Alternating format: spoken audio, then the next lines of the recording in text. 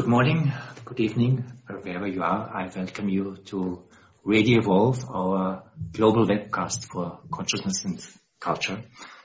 I'm very honored to have with me Roshi Joan Halifax, the founder and abbot and head teacher of the Upaya Institute and Zen Center in Santa Fe. She received her PhD in medical anthropology in 1973 and has lectured on the subject of death and dying at many academic institutions and medical centers around the world. She was an honorary research fellow in medical ethnobotany at the Harvard University. She's director of the project Being and Dying and founder of the Upaya prison project that develops programs on meditation for prisoners and much more. And you have already a year ago written a book that's called Standing at the Edge. And when I researched for this program, it just caught my attention right away. Standing at the edge, that's really a phrase that depicts so much where we are all living right now, more than maybe we want to. And if I may ask you, in this outstanding times that we are all living in, I just heard from you that you are living in quarantine right now, and the COVID crisis is hitting globally. We are still in our environmental crisis. We know that in US it's a very tumultuous time, and also in Europe a lot of things going on. We are really in extraordinary times. You, as a Zen teacher, as a practitioner, as an abbot, who has a perspective on how we really can live our lives in a way that is maybe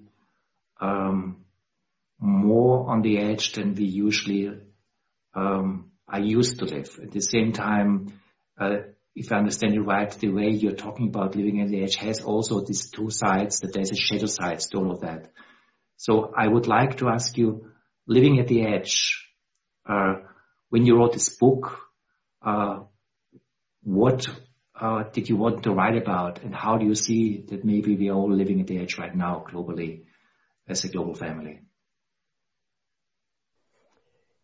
No, I wrote this book, Tomas, after many years of working as a social activist and sitting with dying people, working as a volunteer in the prison system, and interacting as well with many people in doing human rights work, clinicians, educators, politicians, CEOs of corporations, where individuals who were endeavoring to foster wholesomeness in the world often encountered great difficulties. And I have to disclose that maybe I was my primary research subject. That is to say, my own life, my own work provided grist for the mill. It was through my own difficulties that I began to recognize that even when you have a very articulated or very clear motivation to be of service to others, to do the best that you can, to cultivate well-being in the world, you can harm yourself, harm others, harm the institution that you're working in, or harm the country that you're endeavoring to serve. So that is, it was a kind of wake-up call for me. And I think the wake-up call was amplified in a very strong way when I saw how deeply clinicians suffer.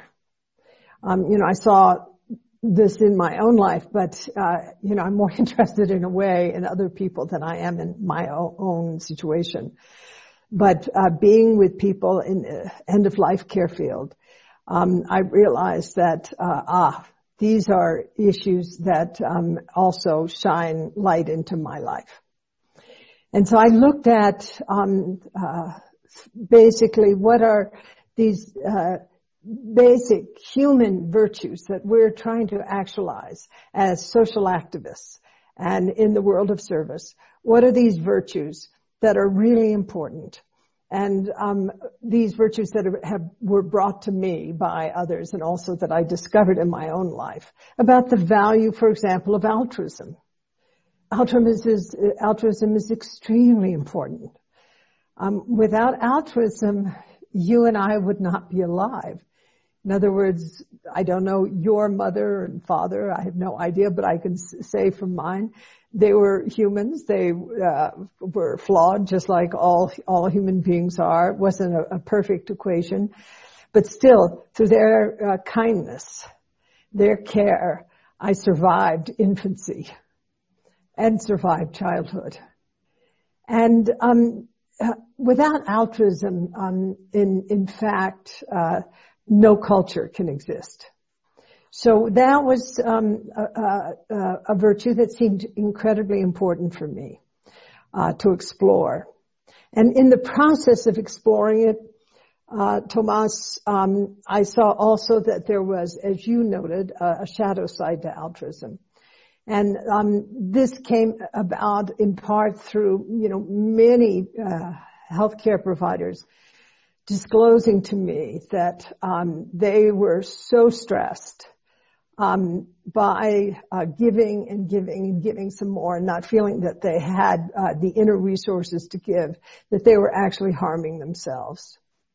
And I looked at, international organizations like the United Nations and how they function in Haiti after the huge earthquake in Haiti. And again, I saw, the motivation for serving a population in crisis after a major catastrophe. Of course, we want to bring resources into a country like that. But even doing that in the way that, for example, the Red Cross or the United Nations has done in, say, Haiti or in Nepal, ended up in various ways disempowering the very people in the very country that they were endeavoring to serve. And so this notion of pathological altruism, which is documented in the world of social psychology, became very interesting to me. How we harm ourselves in our service to others. How we can harm those whom we're endeavoring to serve through disempowering them or endeavoring to do something good. But in fact, the action that you've engaged in causes distress to another, or, as I said, harming the institution that you're working in and harming the institution or the country that you're trying to help.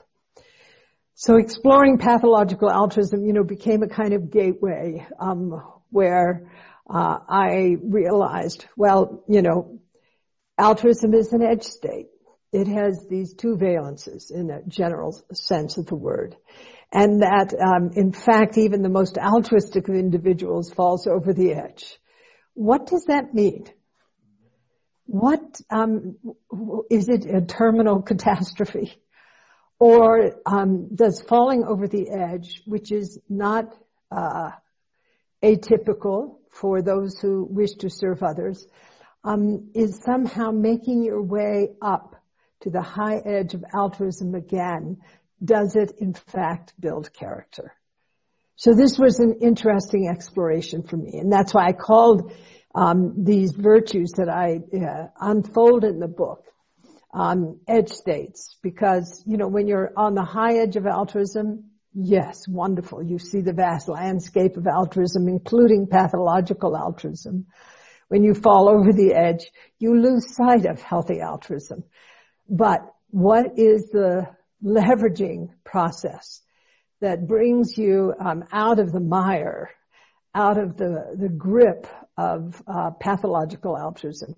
And what I learned through research and also exploration with many colleagues is the leverage process, leveraging process, is compassion. That our capacity as compassionate beings to actually see clearly what is happening, having a metacognitive perspective, having a motivation which is non-self-centered, having insight about the process that one is in the grip of, and also having the capacity to attend, to really allocate our attention, to give our attention fully to what is going on and to learn from it. You know, I looked at altruism, and then I explored empathy in the book, which is, you know, I've said so often that a world without empathy is a world where we're really dead to each other. You know, our capacity to be in resonance, to be in connection with each other is really so important to be able to expand our subjectivity, to include the experience of another, so that we're in that kind of resonant relationship. And yet, when empathy is not regulated, when it's out of control and we experience over-identification, say with a person who's dying or with someone in the prison system who is on death row and who's just suffering from extreme fear, or a refugee who has no options, who's being held at our border, or a child who has been separated from her parents at our border. And this experience of vicarious suffering can make us sick. So I, you know, looked very deeply into the social psychology and neuroscience of empathy. And as a result of that, you know, really realized how important empathy is. But that empathy needs to be grounded in a stable attention. And it also involves the experience of meta-awareness, that we realize, yes, I'm in resonance with this person who's suffering, or this being that's suffering, but I'm not over-identified. May I ask you two things about both states that you're talking about altruism and empathy? Because one thing that really caught my attention is, you said, also the shadow side of both is character building. And I really would like to ask you more what you mean when you say this is character building. And with both states, you point to something that I am just curious also what this means. You said meta-awareness, which is something obviously related to awareness, but more than that. So why is this engagement with the shadow sides of both altruism, empathy, character building, and why seems to be at least one of the keys that you're pointing to meta-awareness? What is this about? So when I say it's character building, it's not, for example, that we seek to be pathologically altruistic or we seek to be over-identified. It's more that we fall over the edge. Mm. And we can stay, if you will, on the hard rocks of our failure for the rest of our life and be in the grip of that suffering forever. Or meta-awareness, that is stepping outside of our experience in a way where we're able to observe what's going on and to apply insight to it. Mm-hmm. So, for example, the truth of impermanence, realizing, whoa, I am completely burned out. Why? Many reasons could contribute to being burned out or to being pathologically altruistic or to being empathically distressed, of experiencing too much suffering of the patients whom we're serving.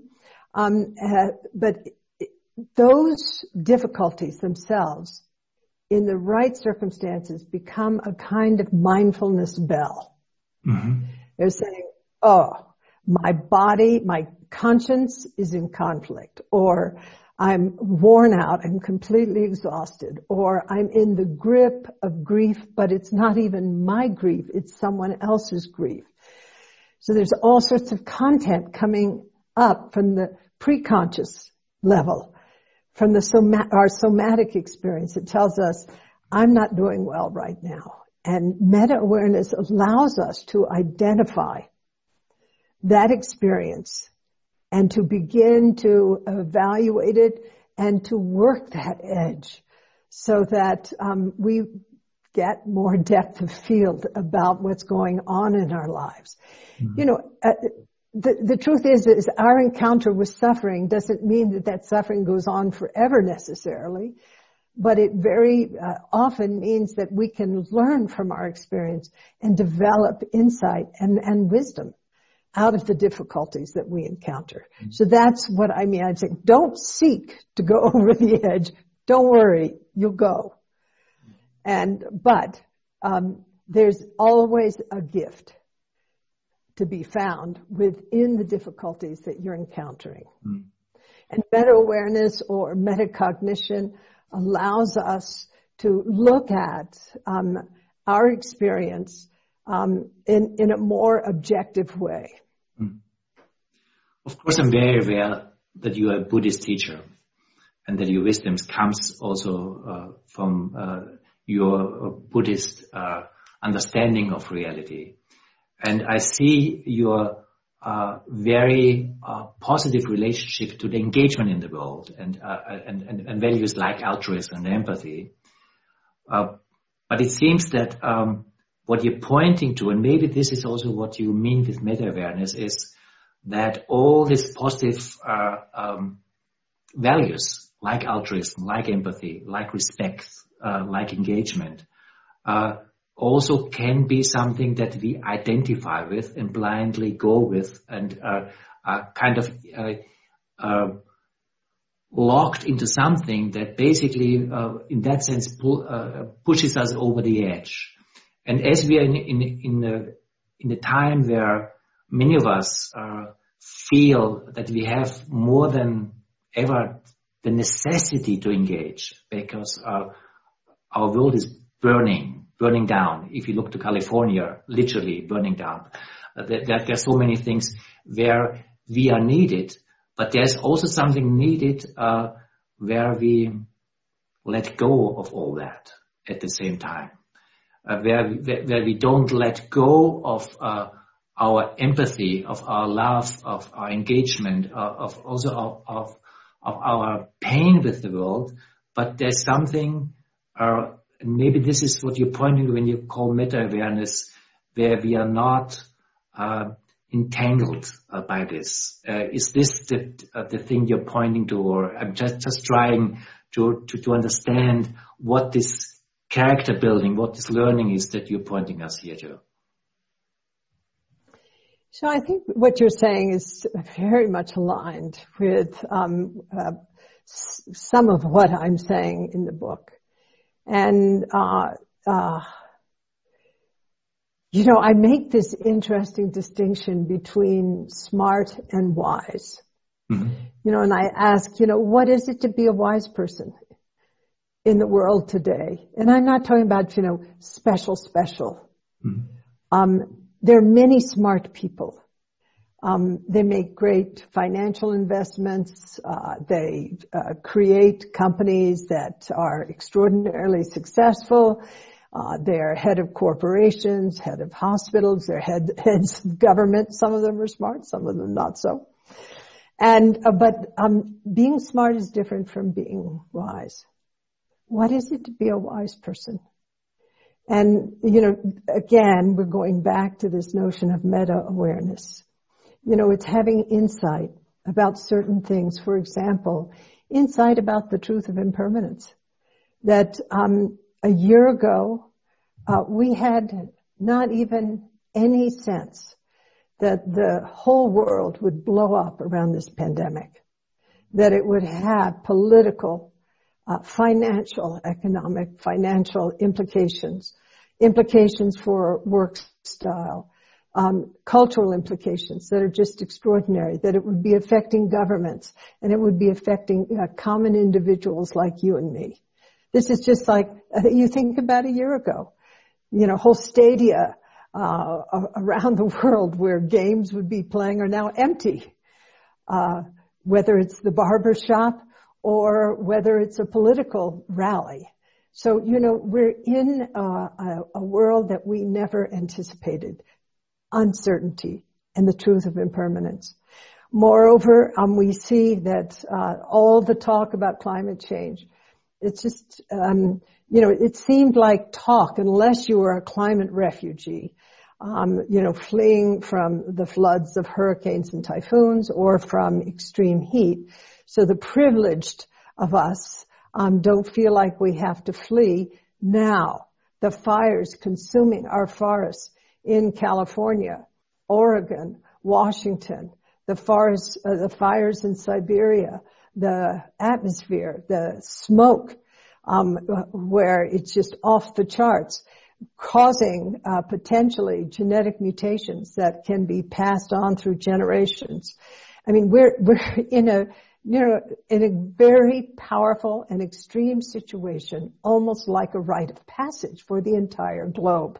And we're waking up to the importance of, issues related to how to be a healthy altruist, how to be in resonance with the experience of others, how to manifest fundamental integrity, how to actually be in relationship with even our enemies, those who are harming others, which is fundamentally relationships which are fundamentally respectful, not more disrespect, as we see the politicians in my country engaging in egregious disrespect, and how to be socially engaged now in a way that is healthy and transformative, where we're not morally disengaged. Mm-hmm. So this is, a powerful time. And, as terrible as the situation is, we're also seeing, I think, a really important surge of goodness, particularly in the younger generation. And I feel like Greta Thunberg's voice is a voice that is we're all listening to. We're also seeing a surge among elders like myself. We're sending our voices because we know that we have participated in creating the problems, and now it's our responsibility to untangle this tangle to the extent that we're able. We're also seeing reaching across religious differences and ethnic and national differences, even as racism is happening and so visible in our country at this time. So, I feel, my friend Rebecca Solnit has written a beautiful book called Hope in the Dark. I feel very hopeful about the future in certain ways. In other ways, I don't know how long it's going to take for us to climb out of this situation. Mm. But I also have what I'm seeing is, if you will, exactly what Rebecca Solnit is talking about. I feel there is hope in the darkness of what we're going through at this time. And that it is an imperative, from my point of view, that we build character within ourselves and create the context where character can be strengthened in order to meet the great challenges of today. What do you mean when you say it's imperative to build character? What is this that you find so important in this? Why is this an important ingredient to the answer that we need? The last thing we need are weak, wishy-washy, unethical, compromised, disrespectful, morally depraved people. Okay. At a time when we're in such a political and environmental flex point. We need strong, caring, compassionate people at this time. And, character is strengthened by meeting adversity, and we are in adversity at this time. But are you not, coming back to your book, exactly making the point that all this, being compassionate, being engaged, being respectful, has its shadow side, and we have to be aware of it? Don't you say, yes, we need all of that, but we also need some distance to this? Or do I misinterpret your meta perspective? It seems that you're fully embracing all these positive character buildings, but you're also saying there's a danger point. Be also aware of the danger point. You need more than just being engaged. Well, Thomas, let me make one point for you. And that is that I think that putting compassion into that list is not appropriate. You know, the last third of my book is a deep analysis of compassion. There's no downside to it. It's a win-win situation. The person who receives compassion benefits. The person who gives compassion benefits. And if you observe compassion, you benefit. So, you know, you're morally uplifted. And that's one of the points in the book, that of how powerful compassion is. And in fact, last evening, I was at the Mind and Life Europe meeting with His Holiness the Dalai Lama, and he kept coming back again and again to the importance of compassion in our lives and in our world today. Mm-hmm. And I make that point again and again in the book, that compassion is a win-win. But altruism, empathy, integrity, respect, and engagement all have within them shadow elements. And one of the important points in the book is that the context for transforming the toxic element, for example, of altruism, that the landscape which will transform that toxic element is the landscape of compassion. And so forth, in terms of each of the edge states that I described. And I think, you know, we haven't spoken about, you know, sort of the deep analysis I've done of compassion. So it might make more sense, you know, to our listeners. You know, they can read the book and get a picture of my perspective on that. And they definitely read your book. But let me ask, why is compassion different? You make clearly the point. The compassion does not have this downside. What makes it so different to all of the other very positive character traits? What's the difference with compassion? Well, you know, I actually didn't realize that compassion was so distinguished, until the neuroscience research coming out of the Keck Laboratory at the University of Wisconsin in Madison, also the Max Planck Institute, work that they have done in mapping the neural substrates of compassion as distinct from mapping the neural substrates and the physiological reactions associated with empathy, for example. Mm-hmm. And so this has been, in Buddhism, clearly compassion, which is one of the Brahma Viharas, one of the boundless abodes, which is looked on as a fundamental and inherent capacity, which often is covered up through our conditioning, but which we can ultimately access in the right situations. But that compassion, again, from the point of view of Buddhism, is a virtue that cannot be violated, if you will, cannot be sullied. What happens is that compassion is often conflated with empathy. And so that the experience of empathy, which involves identification with the other person's suffering, can cause us a lot of suffering and cause us vicarious trauma.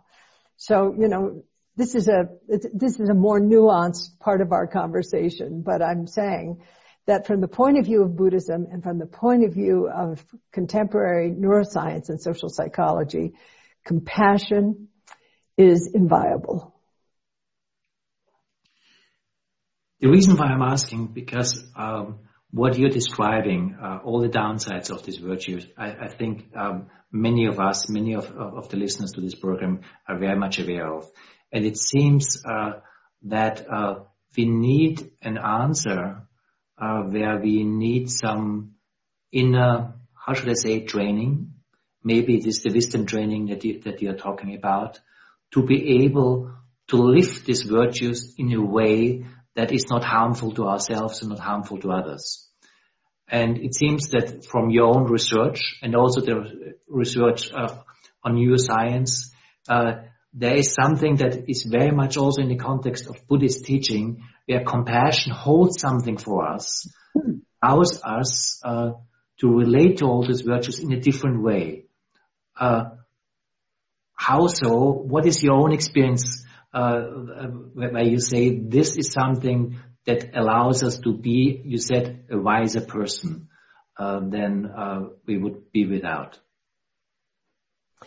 So, yeah, yesterday evening, again, listening to the Dalai Lama during the Mind and Life Europe meeting on Zoom, His Holiness made the point, and of course, people who practice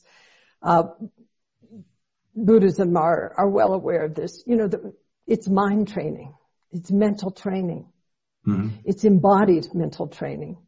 So, you know, it's learning to actually downregulate, to get grounded, to be able to allocate our attention to either our own subjectivity or to an external experience in a way that allows us to be very concentrated and present, that allows us to allocate our attention for more than a mind moment, but to really settle into clarity, into an experience of high resolution.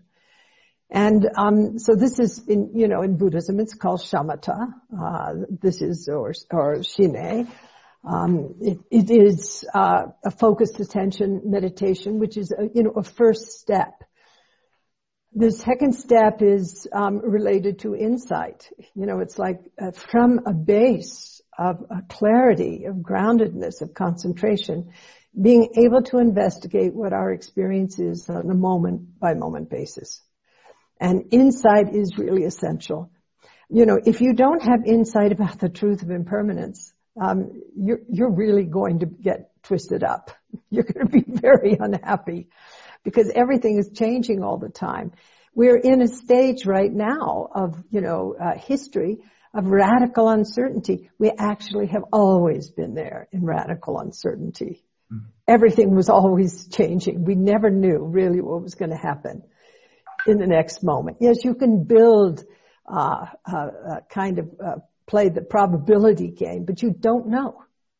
You know, on 9/11, the people who were in those airplanes hitting the trade towers did not know what was going to happen. Last year, we did not know that the Earth, our globe, would find itself, not only on fire, but this pandemic sweeping across borders and hundreds of thousands of people dying. So, you just don't know. So you learn in practice to live with the truth of impermanence. And, it's not all bad. There's surprises, many that are very positive. My teacher, Glassman Roshi, really emphasized the experience of not knowing. What is it to have beginner's mind? And beginner's mind, from the point of view of our practice, is that capacity to really drop into this moment and to be open, not separate from, not turning away from what is arising in this very moment. So that's what wisdom is. Suzuki Roshi said, wisdom is a ready mind. That's that kind of nimbleness, openness. Okay, whoa, this is not good. But one learns to dance with difficulties, with more grace through time. Yeah. This may again sound naive and not wise, but why? The exposure to impermanence. Why is this something that allows me to deal with reality in a different way? The exposure to not knowing. Why does this allow me to develop wisdom? if I may just ask this a naive question, I understand the emphasis, and I know Roshi emphasizing this, but why is this something that really changes our relationship to reality when we deeply realize, which is true, that everything is impermanent?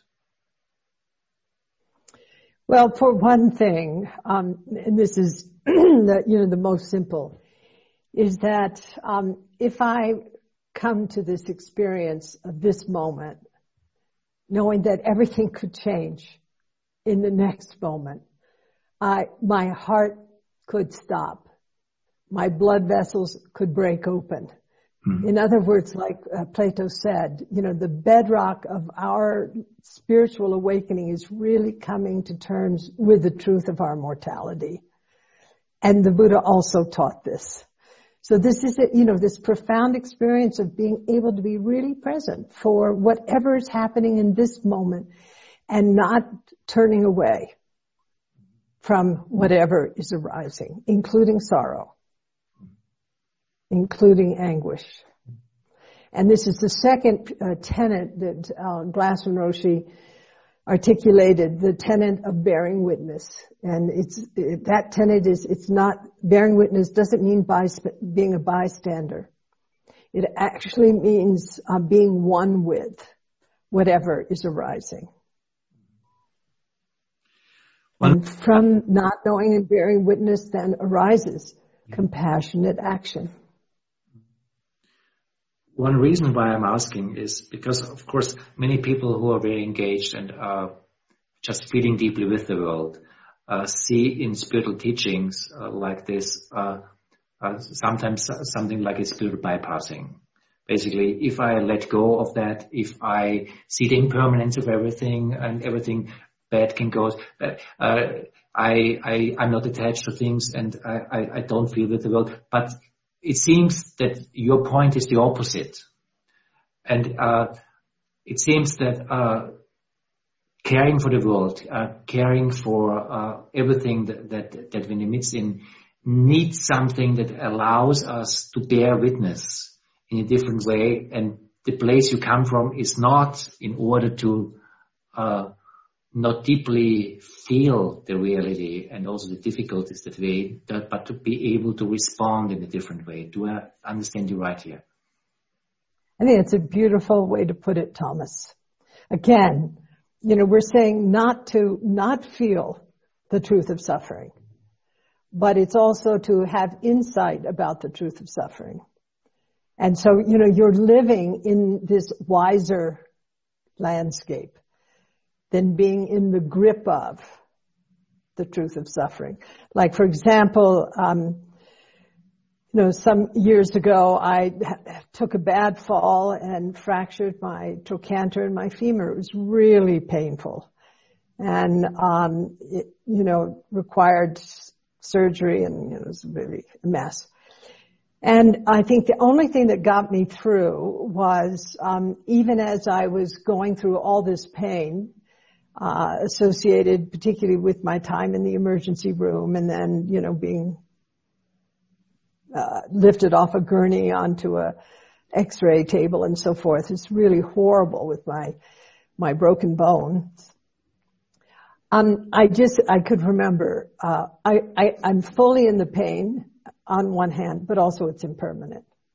Mm-hmm. So, having that insight, made it possible for me not to be traumatized by the pain. I was in the experience of it, but it wasn't sticking. Mm-hmm. The pain lasted this long and then it was over. I knew it would be over. So it's, it has to do with you really cultivating a landscape of wisdom based on, again, being open, not knowing, beginner's mind, and bearing witness, this, really connecting with things just as they are, both beauty and suffering. And then from that arises wisdom and also wise action. Yeah. And listening to you, this edge that you point to seems to become very it stands out in the way you talk about it. And maybe it's a foolish thing to ask a Zen teacher about something that does not in the end fall to nothingness and not knowing. But it seems that there's something where the wisdom comes from that is deeply nourishing, inspiring, uplifting,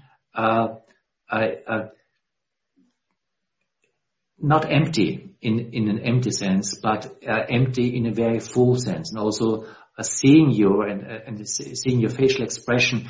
There's something where, if I may say so, the wisdom comes from.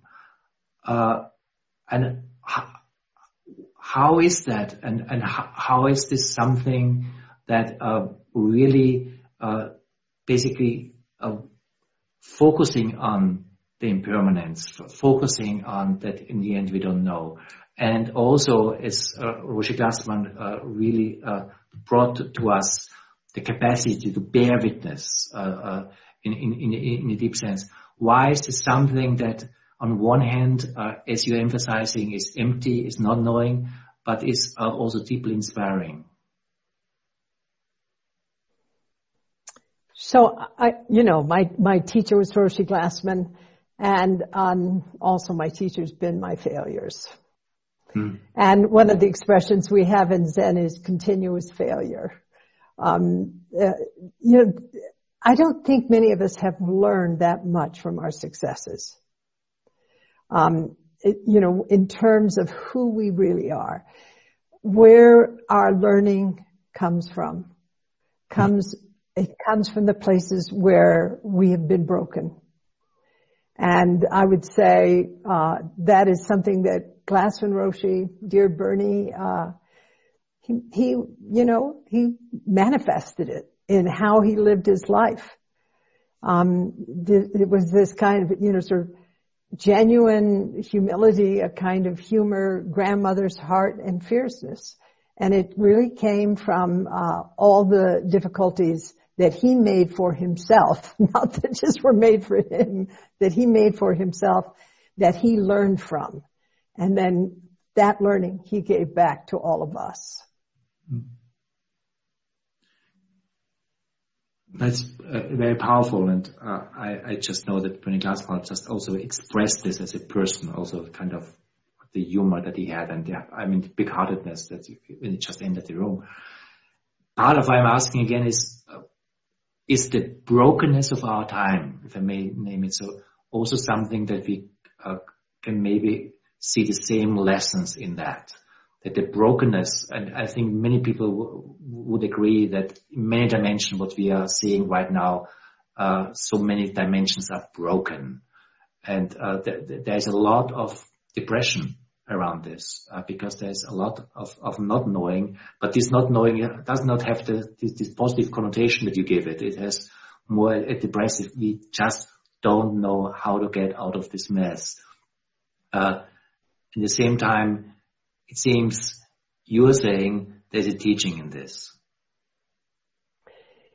I was looking at what we're going through right now in a certain way as a global rite of passage, where we are in, there are three phases that the ethnologist Arnold van Gennep described in rites of passage, the first one being separation, and we sure are in that now.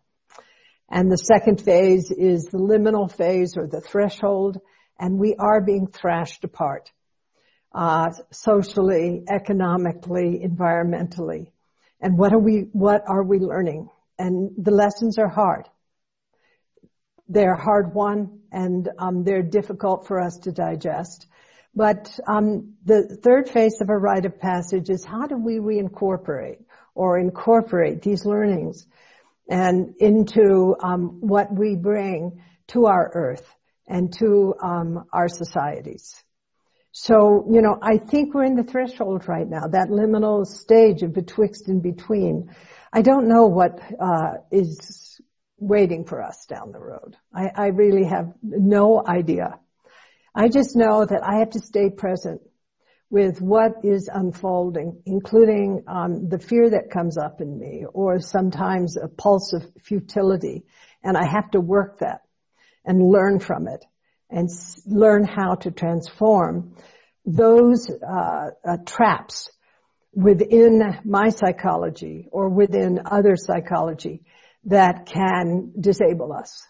Mm. And even in moments of feeling disabled, as though my own heart cannot go forward, I look at that, saying, what am I learning now? What am I learning now? Because that has within it the equation of not just my own self-improvement, but, how can I share what I'm learning now with others that will be of benefit? No, that makes a lot of sense. And again, my apology. If I ask from the other way, you said you have to stay present, and I completely understand it. But let me ask me, what allows you to stay present? Because many of us just feel I don't have it right now. It's too much. I want to get out of here. If I may ask you, what allows you to stay present in all of this that you're describing? Well, I think staying present also means when you say to yourself or experience, I want to get out of here, I want to bypass, that's staying present to also your own avoidant behavior. So, you don't want to avoid being avoidant. Is to, if I feel brokenhearted, I don't want to just intentionally just cheer myself up. Again, I want to see what is the gold here? What is the treasure? What do I need to learn about this situation? So it's really actualizing this quality of inquiry, of curiosity, of investigation. Mm-hmm.